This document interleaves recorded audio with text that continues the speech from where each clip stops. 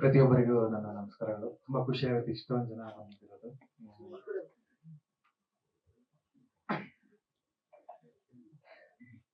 ಮೋಡಕವಿದ ವಾತಾವರಣ ಅಫ್ಕೋರ್ಸ್ ನನ್ನ ಲೈಫಲ್ಲೂ ತುಂಬಾ ಸ್ಪೆಷಲ್. ಯಾಕಂದ್ರೆ ದುಡ್ಡು ಆಗತ್ತಲ್ಲ. ಇವತ್ತಂದ್ರೆ ಹೀರೋ ಕ್ಯಾರೆಕ್ಟರೈಸೇಷನ್ ರಿವೀಲ್. ಏನೋ ಫ್ಲೋ ಚಾರ್ಟ್ ಮಿಸ್ ಆಗಿ ಸಾಂಗ್ ಫಸ್ಟ್ ಪ್ಲೇ ಆಯ್ತು. ಸೊ ನಿಮ್ಗೆ ಅಲ್ಲೇ ಗೊತ್ತಾಯ್ತು ಹೀರೋ ಕ್ಯಾರೆಕ್ಟರ್ ಸಾಂಗಲ್ಲೇ.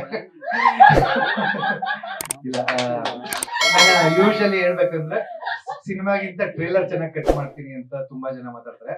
ಬಟ್ ಈ ಸಿನಿಮಾ ಚಾಲೆಂಜಿಂಗ್ ಏನಂದ್ರೆ ನನಗೆ ಗೊತ್ತು ಈ ಸಿನಿಮಾದ್ದು ಟ್ರೇಲರ್ ನಾನು ತುಂಬಾ ಚೆನ್ನಾಗಿ ಕಟ್ ಮಾಡಕ್ಕಾಗಲ್ಲ ಅಂತ ನನಗೆ ಗೊತ್ತು. ಹೀರೋ ಕ್ಯಾರೆಕ್ಟರ್ ತುಂಬಾ ಚೆನ್ನಾಗಿ ಬಿಡಕ್ಕಾಗಲ್ಲ, ಕೋರ್ಸ್ ಹೀರೋಯಿನ್ ಕ್ಯಾರೆಕ್ಟರೈಸೇಷನ್ ಬಿಡಕ್ಕಾಗಲ್ಲ. ಯಾಕಂದ್ರೆ ಸಿನಿಮಾದ ಅರ್ಧ ಪಾರ್ಟ್ ನಾನು ಥಿಯೇಟರ್ ಅಲ್ಲೇ ರಿವೀಲ್ ಮಾಡೋದು. ಅಂದ್ರೆ ಏನೋ ಒಂದು ಅಂಶ ಇದೆ, ಅದನ್ನ ಫಸ್ಟ್ ರಿವೀಲ್ ಮಾಡಲ್ಲ ಅಂತ ಡಿಸೈಡ್ ಆಗಿದ್ದೀನಿ. ಸೊ ಆ ಕಾರಣಕ್ಕಾಗಿ ನಾನು ಅರ್ಧ ಸಿನಿಮಾದಲ್ಲೇ ಟ್ರೈಲರ್ ಕಟ್ ಮಾಡ್ಬೇಕು, ಅರ್ಧ ಸಿನಿಮಾದಲ್ಲೇ ಹೀರೋ ಕ್ಯಾರೆಕ್ಟರ್ ಕಟ್ ಮಾಡ್ಬೇಕು. ಸೊ ಆ ಕಾರಣಕ್ಕಾಗಿ ನಾನು ಬೆಸ್ಟ್ ಅಲ್ಲ, ಸಿನಿಮಾಗೆ ಇದು ಬೆಸ್ಟ್ ಅಲ್ಲ ಅಂತ ನನ್ಗೆ ಗೊತ್ತು. ಸ್ಟಿಲ್ ನಾವು ಬಿಡ್ಲೇಬೇಕು, ಆ ಕಾರಣಕ್ಕಾಗಿ ಬಿಡ್ತಾ ಇದೀವಿ. ಅದು ಬಿಟ್ಟು ಇನ್ ಫಸ್ಟ್ ಇಂದ ಶುರು ಮಾಡೋದಾದ್ರೆ ಶ್ರೀರಾಮ್ ಸರ್ ಇಂದ ಹೇಳಿದ್ರೆ ತಮ್ಮ ಫ್ರಮ್ ಬೇರೆ ಅಮ್ಮ ಅಂತಾನೆ ಹೇಳ್ಬೋದು. ಯಾಕಂದ್ರೆ ಸಿಂಪಲ್ ಆಗಿ ಇನ್ನೊಂದು ಲವ್ ಸ್ಟೋರಿಲಿ ಅವರು ಕೋ ಡೈರೆಕ್ಟರ್ ಆಗಿ ಬಂದಿದ್ದರು. ಸೊ ಅಲ್ಲಿಂದನು ಜೊತೆಲೇ ಇದ್ದೀನಿ. ಈಗಲೂ ಅವರೆಲ್ಲ ಹೀರೋ ಹೀರೋ ಅಂದಾಗ ಅಯ್ಯೋ ನಾನು ಯಾವತ್ತೂ ಹಂಗೆ ಕರೆಯೋದೇ ಇಲ್ವಲ್ಲ ಅಂತ. ಯಾಕಂದ್ರೆ ನಿನ್ನೆ ರಾತ್ರಿ 4 ಗಂಟೆಗೆ ನಾವು ಕ್ಯೂಬ್ ಅಲ್ಲಿ ಶೋ ಮುಗಿಸ್ಕೊಂಡ್ ಬಂದಿದ್ದೆ. ಸಿಂಗಾಪುರ್ ಶೋ ಆಗ್ತಿದೆ, ಅಲ್ಲಿ ಅಪ್ಲೋಡ್ ಆದಾಗ 4 ಗಂಟೆ ಮುಗಿಸ್ಕೊಂಡ್ ಬಂದ. ಸೊ ನಾನು ಅವ್ರನ್ನ ಅಸೋಸಿಯೇಟ್ ತರನೇ ನೋಡ್ತಾ ಇದೀನಿ ಎವ್ರಿ ಡೇ. ಅದೊಂದು ಫೀಲ್ ನಾನು ವರ್ಕೇ ಆಗ್ತಿಲ್ಲ ಅವ್ರನ್ನ ಹೀರೋ ಆಗಿ ನೋಡೋಕೆ.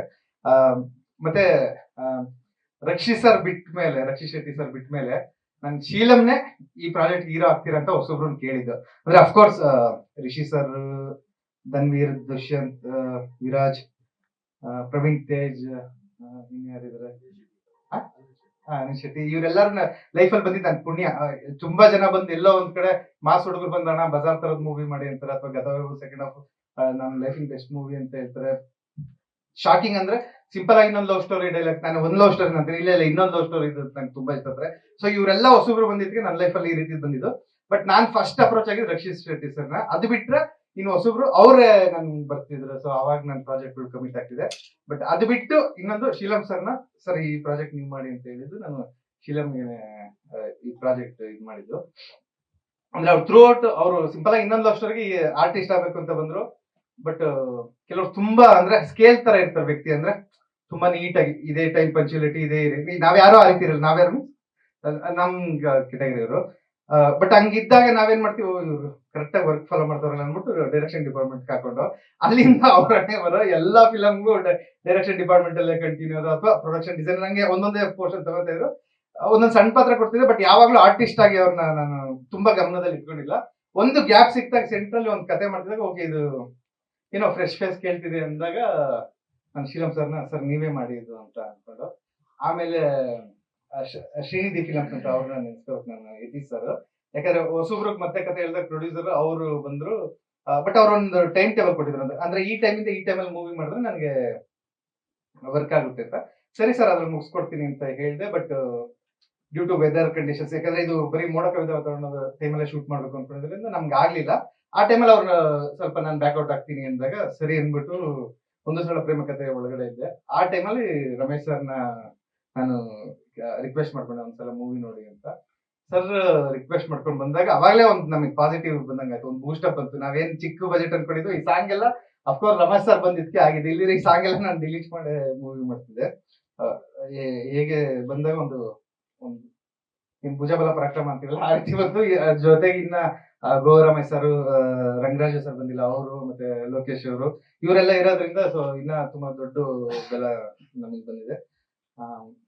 ಅದು ಬಿಟ್ಟು ಇನ್ನು ಹೊಗಳಬೇಕು ಅಂದ್ರೆ ಬೈ ಕ್ಯಾರೆಕ್ಟರ್ ಶೀಲಮ್ಮ ತುಂಬಾ ಅಂದ್ರೆ ಅದೇ ಹೇಳಿದ್ನೆಲ್ಲ ಸ್ಕೇಲ್ ಹಾಕಿದ್ ವ್ಯಕ್ತಿ. ಯಾರು ಮಗಂಗೆ ಓಕೆ ಹಿಂಗೆ ಬದುಕಬೇಕು, ಏನು ಡ್ರಿಂಕ್ಸ್ ಸ್ಮೋಕ್ ಮಾಡಲ್ಲ, ಅಥವಾ ಟೈಮ್ ಪಂಚುಯಾಲಿಟಿ ಇರ್ತಾನೆ, ಬೇರೆ ಹುಡುಗರ ಕಣ್ಣೆ ನೋಡಲ್ಲ, ಹೀರೋ ಅನ್ಸ್ಬಿಟ್ಟು ಸೊ ಈ ರೀತಿ ಏನಿದೆ ಆ ರೀತಿ ಕ್ಯಾರೆಕ್ಟರ್ ಶೀಲಮ್ಮು. ಇನ್ನು ಆಕ್ಟಿಂಗ್ ವೈಸ್ ತುಂಬಾ ಚೆನ್ನಾಗಿ ಮಾಡಿದ್ರೆ ನಾನು ಏನೇ ಹೇಳಿದ್ರು ಹೋಗ್ಲಿಕ್ಕೆ ಆಗುತ್ತೆ. ನಾವು ಸಿನಿಮಾ ನೋಡಿದಾಗ ಗೊತ್ತಾಗುತ್ತೆ. ಆಮೇಲೆ ತುಂಬಾ ಕೆಟಗರಿ ಇದೆ, ಅವರು ಲಾಂಗ್ ಹೇರ್ಸ್ ಇರೋದು, ಗಡ್ಡ ಇರೋದು, ಸ್ಕೂಲ್ ಡೇಸ್ ಇರೋದು, ಈ ರೀತಿ ಎಲ್ಲ ಅವ್ರಿಗೆ ಸಿಕ್ಕಿರೋದ್ರಿಂದ ಸೊ ಚೆನ್ನಾಗಿ ಕ್ಯಾರಿ ಮಾಡಿದ್ರೆ. ಓಕೆ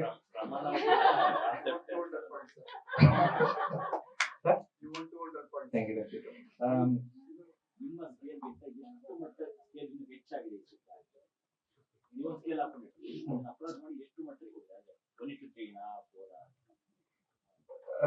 ಟು ಬಿ ಫ್ರಾಂಕ್ ಹೇಳಿದ್ರೆ ಶಾಕ್ ಆಗುತ್ತೆ ರಮೇಶ್ ಸರ್ ಇಲ್ಲೇ ಇದ್ರೆ ನಾನು ಎಕ್ಸ್ಪೆಕ್ಟ್ ಮಾಡೋದೇ ಬಿಟ್ಬಿಟ್ಟೆ ಆಫ್ಟರ್ ಗತವದಾಗ. ನಾನು ಸಿಂಪಲ್ ಆಗಿ ಒಂದು ಲವ್ ಸ್ಟೋರಿಯಿಂದ ಹಿಡಿದು ಪ್ರತಿಯೊಂದು ಮೂವಿನ ಎದುರುಕೊಳ್ತಿದ್ದೆ, ರಿಲೀಸ್ ದಿವಸ ಎದುರುಕೊಳ್ತಿದ್ದೆ ಜನ ಬರ್ತಾರ ಇಲ್ವಾ ಅಂತ. ಬಟ್ ಒಂದೇ ಮೂವಿ ನಾನು ತುಂಬಾ ಎಕ್ಸ್ಪೆಕ್ಟ್ ಮಾಡಿದ್ದು ಗತವೈಭವ ಶೂರ್ ಸ್ಟಾರ್ಟ್ ಆಗುತ್ತೆ ಅಂತ. ಯಾಕಂದ್ರೆ ಪೋಸ್ಟ್ ಪ್ರೊಡಕ್ಷನ್ ನೋಡಿದವ್ರಲ್ಲೇ ಇದು ಹಂಗೆ ಇದು ಹಿಂಗೆ ಅನ್ನೋರು. ಬಟ್ ನಾನು ಅನ್ಕೊಂಡಿದ್ದು ಅಂದ್ರೆ ಅಫ್ಕೋರ್ಸ್ ದುಷ್ಯಂತ್ ಎಲ್ಲಾ ಕಡೆನೂ ದುಷ್ಯಂತ್ ವಾಸಿಕ್ ಅಂತ ರೆಕಗ್ನೈಸ್ ಮಾಡ್ತಾರೆ. ಬಟ್ ಜುಡಾ ಸ್ಯಾಂಡಿ ಹಾಕಿದ ಎಫರ್ಟ್ ಇರ್ಬೋದು, ಅಥವಾ ವಿಲಿಯಂ ಡೇವಿಡ್ ಹಾಕಿದ ಎಫರ್ಟ್ ಇರ್ಬೋದು, ನಾವ್ ಹಾಕಿದಿರ್ಬೋದು, ನಮ್ಗೇನೋ ಆ ಲೆವೆಲ್ ನಾವೇ ಎಲ್ಲೋ ಎಡವಿದೀವಿ ಅಂತ ಅನ್ಸ್ತು. ಸೊ ಅದಕ್ಕೆ ನಾನು ಎಕ್ಸ್ಪೆಕ್ಟೇಷನ್ ಏನು ಇಟ್ಕೊಳಕ್ ಹೋಗಲ್ಲ. ಮೂವಿ ಚೆನ್ನಾಗ್ ಮಾಡಿದೀವಿ ಅಂತ ಒಳಗಡೆ ಮನ್ಸಲ್ಲಿದೆ. ಈಗ ನಿನ್ನೆ ಒಬ್ರು ಕ್ಯೂಬ್ ಶೋ ನೋಡಿದ್ರು ನಮ್ಮವರೊಬ್ರು, ಅಂದ್ರೆ ಫ್ರಾಂಕ್ ಒಪಿನಿಯನ್ಸ್ ಕೊಡೋರು, ಅವರೆಲ್ಲ ತುಂಬಾ ಹೊಗಳಿದ್ರು. ಸ್ಟಿಲ್ ಆ ಹೊಗಳಿಕೆ ನಾನು ಗತವೈಭವದಲ್ಲೂ ತಗೊಂಡಿದ್ದೆ ರಿಲೀಸ್ ಬಿಫೋರ್. ಸೊ ಆ ಕಾರಣಕ್ಕೆ ರಿಲೀಸ್ ಆದ್ಮೇಲೆ ನೀವು ಏನೋ ಒಂದ್ ಬರೀತೀರಾ, ಫಸ್ಟ್ ಹಾಫ್ಗೆ ಏನೋ ಒಂದ್ ಬರ್ದಿರ್ತೀರಾ, ಅದಕ್ಕೆ ಅಲ್ಲಿ ನೋಡೋವರೆಗೂ ನಾನೇನು ಎಕ್ಸ್ಪೆಕ್ಟೇಷನ್ ಇಟ್ಕೊಳ್ಳಲ್ಲ. ಬಟ್ ಒಂದು ಹೋಪ್ಸ್ ಅಂತೂ ಇದೆ. ಮತ್ತೆ positive sign, Ramesh sir join ಆಗಿದ್ದಾರೆ, ಒಂದು ಸಲ ಪ್ರೇಮ ಕಥೆ ಆದ್ಮೇಲೆ ಅದೇ ಪಾಸಿಟಿವ್ ಕ್ಯಾರಿ ಆಗ್ತಿದೆ. ಸುಪ್ರೀತ್ ಸರ್ಗೆ ಒಂದ್ ಸಣ್ಣದಾಗಿ ಹಿಂದೆ ತೋರಿಸಿದ್ದ. ಸೊ ನಾನು ಇಲ್ಲಿ ಬಿಲ್ಡಪ್ ಕೊಡೋಣ ಅಂತಿದ್ದೆ, ಮೂವಿ ನೋಡಿ ಇಮಿಡಿಯೇಟ್ ನಾನು ಮಾಡ್ತೀನಿ ಅಂತ ಬಂದ್ರು ಅಂತ ಅವ್ರು ಬಂದು ಹೇಳೇಬಿಟ್ರು ಸ್ಟೇಜ್ ಮೇಲೆ, ನಾನು ನೋಡಿಲ್ಲ ಮೂವಿ ಅಂತ. Ramesh sir Supreeth sir phone ಮಾಡಿದೆ, ಸರ್ ಈ ರೀತಿ ಡಿಸ್ಟ್ರಿಬ್ಯೂಷನ್ ಅಂತ. ನಾನು ಮಾಡ್ತೀನಿ ಬಿಡಿ ಅಂದ್ರೆ, ಸರ್ ಪರ್ಸೆಂಟೇಜ್ ಏನು ಡಿಸೈಡ್ ಮಾಡೋಣ, ಇಲ್ಲ ಮೂವಿ ಮಾಡೋಣ ಆಮೇಲೆ ನೋಡೋಣ ಅಂದ್ರು. ಸೊ ವೆಂಕಟ್ ಸರ್ಗನ ಫೋನ್ ಮಾಡಿದೆ, ಇಲ್ಲ ಖುಷಿ ಇದೆ ಮಾಡು ಅಂತ ಹೇಳಿದ್ರು. ಅದು ಡಿಸ್ಟ್ರಿಬ್ಯೂಷನ್. ಆಮೇಲೆ ಮಲಯಾಳಂ ಪೂರ್ತಿ ಒಂದ್ ಸೆಕೆಂಡ್ ಕೋ ಡೈರೆಕ್ಟರ್ ತರ ಶೀಲಮೆ ಹ್ಯಾಂಡಲ್ ಮಾಡಿದ್ದ ಅಲ್ಲಿಂದ. ಅಂದ್ರೆ ಫಸ್ಟ್ ಎಡಿಟರ್ ನಮ್ಮ ಒಂದು ಸಲ ಪ್ರೇಮಕತೆ ಎಡಿಟರ್, ಬೇಸಿಕಲಿ ಅವ್ನು ಮಲಯಾಳಂ, ಅವ್ನು ಎಡಿಟ್ ಮಾಡ್ತಾನೆ ಹೇಳ್ತಿದ್ದ, ಸರ್ ಇದು ತುಂಬಾ ಮಲಯಾಳಂ ಫೀಲ್ ಇದೆ ಅಂತ. ಅವನದೇ ವಾಯ್ಸ್ ಹಾಕಿ ಕಳ್ಸೋನು, ವಾಯ್ಸ್ ಓವರ್ ಹಾಕಿ ಆ ರೀತಿ ಕಳ್ಸೋನು, ನೋಡಿ ಇದು ಚೆನ್ನಾಗಿದೆ ಅಂತ. ನಾವೇನ್ ಫಸ್ಟ್ ಮಲಯಾಳಂ ಮಾಡ್ಬೇಕು ಅಂತ ಏನ್ ಅನ್ಕೊಂಡಿಲ್ಲ. ಹೋಗ್ತಾ ಹೋಗ್ತಾ ಆಮೇಲೆ ಈ ಬಿಸ್ನೆಸ್ ವೈಸ್ಗೆ ಇನ್ನ ರಮೇಶ್ ಸರ್ ಇರ್ಲಿಲ್ಲ ಅನ್ಸುತ್ತೆ ಆ ಟೈಮಲ್ಲಿ. ಬಿಸ್ನೆಸ್ ವೈಸ್ಗೆ ಒಂದಿಬ್ರು ಶೋರ್ ತೋರಿಸ್ದಾಗ ಇದು ಮಲಯಾಳಂ ಫಿಲಂ, ಆರ್ಟಿಸ್ಟ್ ಅವ್ರಿಗೆ ಗೊತ್ತಿರಲಿಲ್ಲ ಶ್ರೀರಾಮ್ ಸರ್ ಎಲ್ಲ. ಸೊ ಇದು ಮಲಯಾಳಂ ಅಂತ ಒಂದಿಬ್ರು ಕೇಳಿದಾಗ ಯಾಕೆ ಈಗ ಹೇಳ್ತಾ ಇದ್ರಿ ಅಂತ ಕೇಳ್ದಾದ್ಮೇಲೆ ಒಂದಿಬ್ರಿಗೆ ಅಲ್ಲಿನ ತೋರ್ಸೋದ್ಮೇಲೆ ಇಲ್ಲ ಇದು ತುಂಬಾ ಆಪ್ಟ್ ಆಗುತ್ತೆ ಅಂದ ಕಾರಣಕ್ಕೆ ಬಿಡ್ತಾ ಇದೀವಿ. ಅಂದ್ರೆ ಏನೋ ಬಿಸ್ನೆಸ್ ಮಾಡ್ಬೇಕು ಆ ರೀತಿ ಇದೆ ರೀಸನ್ ಇಲ್ಲ. ಅಲ್ಲಿ ಇಲ್ಲ ಅವ್ರ ಟೀಮ್ ಅವ್ರು ನೋಡೋದು, ಸ್ಪೀಕರ್ ನೋಡಿಲ್ಲ ಅವ್ರು, ಆಲ್ ದ ಬೆಸ್ಟ್ ಹೇಳು ಅಂತ ಹೇಳೋದಂತೆ ಟೀಮ್ ಅವ್ರು ನೋಡಿದ್ರೆ. ಮೇಘ ಮೌನ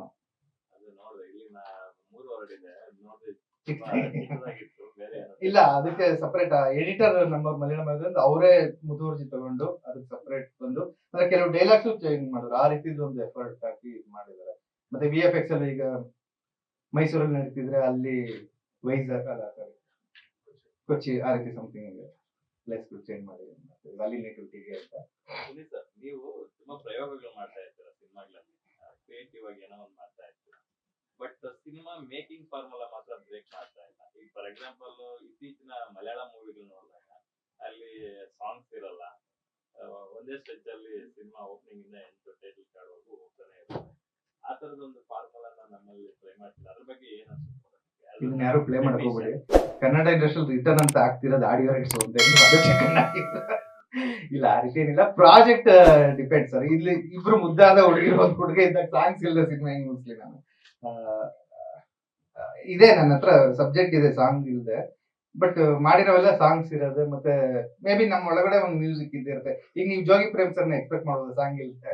ಸೊ ಆ ರೀತಿ ಇರ್ಬೋದು. ಅಂದ್ರೆ ನಾನು ಅವ್ರಿಗೆ ಕಂಪ್ಯಾರಿಸನ್ ಮಾಡ್ಕೋದಿಲ್ಲ. ಅಫ್ಕೋರ್ಸ್ ಮುಂದೆ ಸಬ್ಜೆಕ್ಟ್ ಹಂಗ್ ಹೊಡೆದಾಗ ಹೊಡೆಯುತ್ತೆ.